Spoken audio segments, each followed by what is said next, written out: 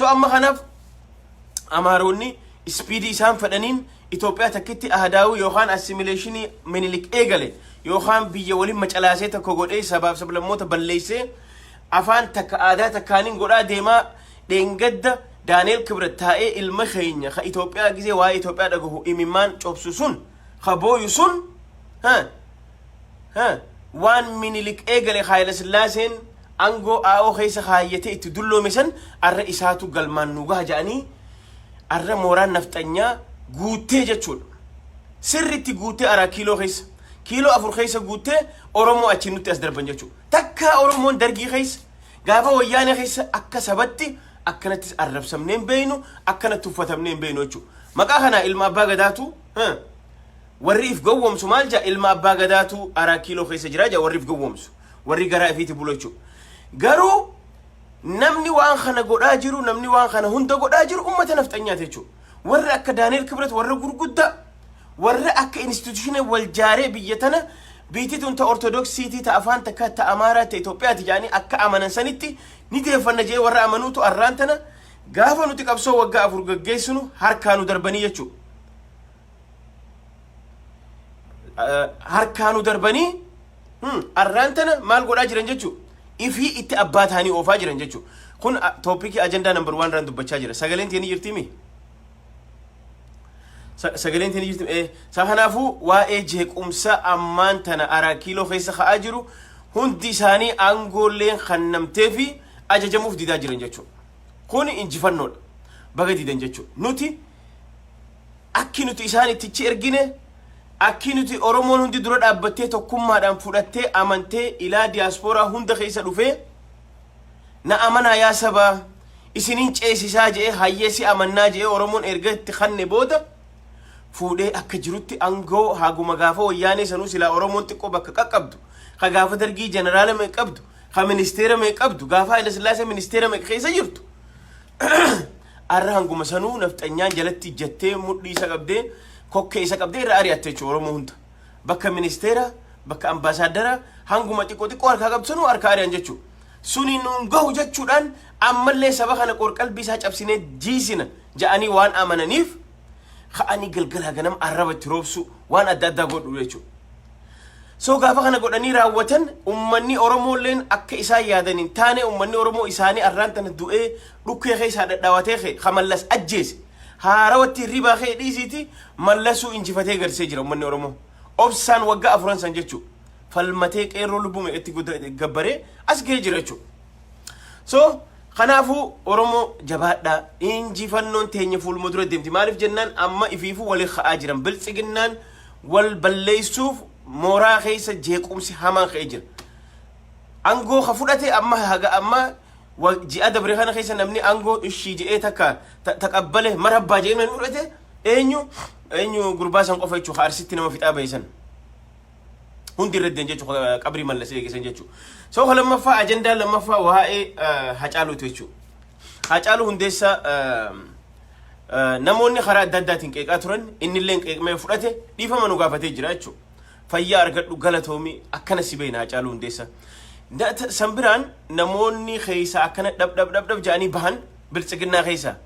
ka ari'aman jechuudha yookaan ka ari'aman ka ifii dhiise hundi jechuudha. So ummata kana qalbiin cabaa jirti isaan akkamitti wannaan nu dhiisee deeme eenyu maqaan isaa Dr. Milkeessaa haa ta'u kaan Biraana Masqalee fi Faari'aan namoota adda addaa jechuudha. Amma namoonni isaan ija duraan akka isaan deeggaraa isaanii fakkaatanii yookaan nama isaan nuti namoonni karaa adda addaatti hubate jechuudha. Takka namoonni kun faayidaan qabamanii gariinis akkanumatti jaalatanii biltsiginnaa deeggaran. Fakkeenyaaf Hacaaluu akka itti jaaj godhame namni irra guddaan akka itti jaaj isa godhe yookaan akka itti isa itti ilaale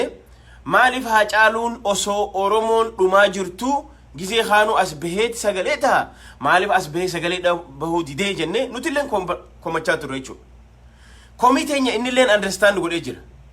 Maaliif as bahee nuuf hin ijjine maaliif nuun dubbanne ja'aniiti isiniin dhagahee jira.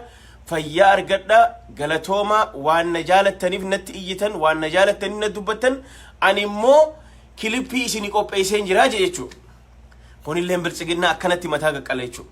Isaan duraan zabana kana kaadiroonni biltsiginnaa maal gooti hacaalutti wanti waliin akka waan hacaaluu bitatanii harkaa qabanii dhiifama guutak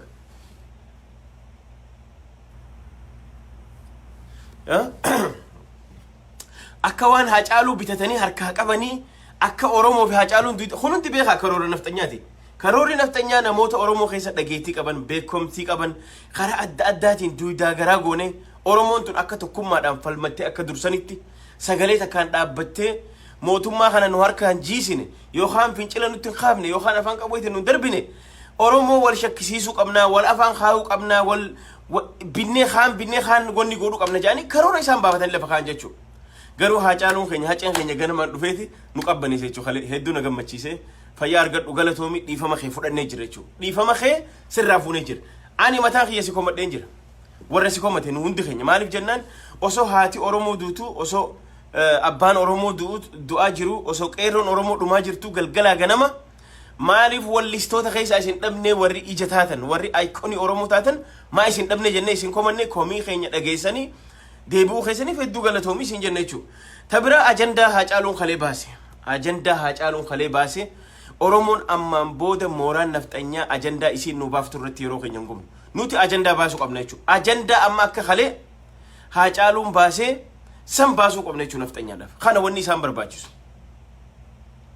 Maaliif jennaan kalee wanni hacaaluun dubbate ammaan tana waan irraa wacan argatanii jiran jechuudha. Hacaaluun kaleellee arrallee waan shakkii nama keessa jirtullee haqee jira jechuudha. Nuti ni fudhanna ni amannaan haga dubbii inni jedhe san dhageenyutti haga namni biltsiginnaa as bahee namni na wajjiin nu jidduu dallaalummaa taa'ee risiita san baasee hacaaluuf qarshii hagana kanninee bitannee jira namni jedhe as bahutti ani hacaaluun qaaliidha jedhe fayyaa argadhu ati arrallee borullee nama qaaliidha as baatee akka dhiiratti komii keenya dhageessee maaliif haadha Oromoof iyyuu didda jechuudhaan nutillee sitti mufannee makiinaa sii bitammoo import exportii sii banammoo maal taatee akkami callifte khasiin jenne kalee dhuftee nu qulqulleessite jechuudha. Fayyaa argadhu umrii dheeradhu akkana feena Oromoo jechuun kan qeerransa jechuun kana jechuudha kan nuti beeknu. Lakkii ani taajira Oromootu khagaafa lubbuu amma durallee lubbuuti yana baraare rabbii wajji arrallee maallaqa naa liqeesse maallaqa inni naa liqeesse riskii inni fudhatee pirezidaantii baankii Oromiyaa ta'e hin beeku waan akkasii jee jira. Waan inni naa kanneen godhachaa jira malee ani biltsiginnaan sumuunii naa kan ta'in jirtu jee fayyaa argadhu yoo isaan hanga as bahaniin eehinaa garuu nuti amma sirraa kaafne komii keenya dhibbaa dhibbatti komii kiyyaa hacaaluu irraa kaaseetiin jira jechuudha. Arrallee leenca borullee leenca akkana duraanuu si beeyna akkanatti akka dhiira si beeyna jechuudha. Saniifuu kilippii ta'e ni eegganna fayyaa argadhu immoo wanni ati seenaan ati kalee nuuf fidde minilik jechuudha. Minilik abiyyiin laa ilaaha illallah bar ni jeese kalee ni jeese bar biltsiginnaa ni jeese bar hacaaluu kalee akka dhiiratti wanni na gammachiise maali minilik isaan akka nu faarsan gawwaan keenya tokko tokkos kaasii gale khagaraa fi qochuma isaatii galee galee bar minilik akkanaa warra nujo warra bar keessa kutee minilik nu faarsu eegalanii bar san dhufee arra minilik diina kiyya minilik hattuudha ha abiyyiin galgalaa ganama sagaduuf ati dhuftee minilik hattuudha minilik gaafa dhufu harree horee dhufeeti harree yaabbatee dhufeeti farda keenya hatee je'eeti himee jechuudha. So kanaafuu dhugaa fayyaa argadhu hacaaluu hundeessaa dhugaa keeti minilik hattuudha minilik farda yaabbachuun beeku farda si yaabbateen beeku gaafa achirraa dhufu gaafa naannoo isaarraa dhufu harree fidatee dhufe harree yaabbatee dhufe san gubbaan harki isaallee qomaaxaadha seenaa dubbata nuti hin jenne kana maqaa balleessuu hin jennu haqa kun haquma jiruuti waan qomaaxummallee ni qaba minilik kanaaf harki isaa duushiidha namni hedduu yoo laaltanii jiraattan sinii galee so kanaaf hacaaluu hundeessaa fayyaa argadhu hedduu nu qabbaneessite kilippii ta'e we can't wait to see baga nu jiraatte baga nuuf jiraatte amma baga jarjarreellee bakka hamtuu akka hamattillee sin qaafne maqaa hamaa keetillee sin qaafne garuu si komanne Oromoo wal komachuun badiirraa wal deebisuudha. Nuti wanni asirra teenyee hawaasa kana komannuuf waan namoota akka hayyoota namaan deeman wanni komannuuf kararra wal deebisuuf jechuudha.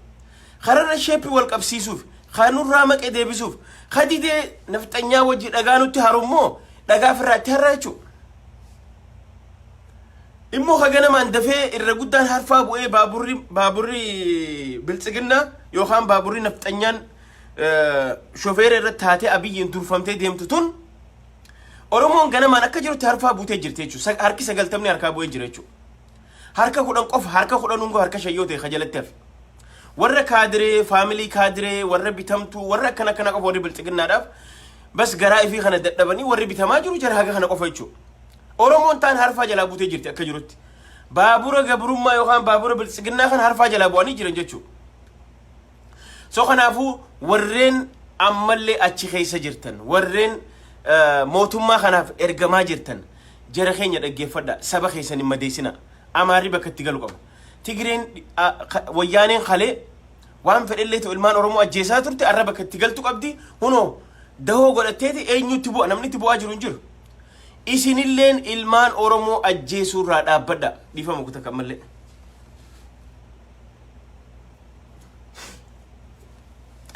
isinillee warri aangawoota qabdan warreen damee nageenyaa keessa jirtan warreen aangoo karaa adda addaatiin jiraattan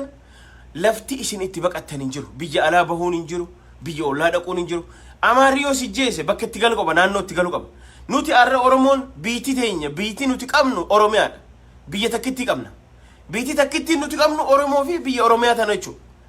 isini galee kanaafuu saba keessan hin madeessina saba keessan hin ajjeesina irraa dhaabbadha maaliif jennaan abiyyiin isin arraan tana machooftanii faayidaan qabamtanii Oromoo arrabsaa jirtan warreen Oromoo ajjeesaa jirtan warreen bilxiginnaadhaaf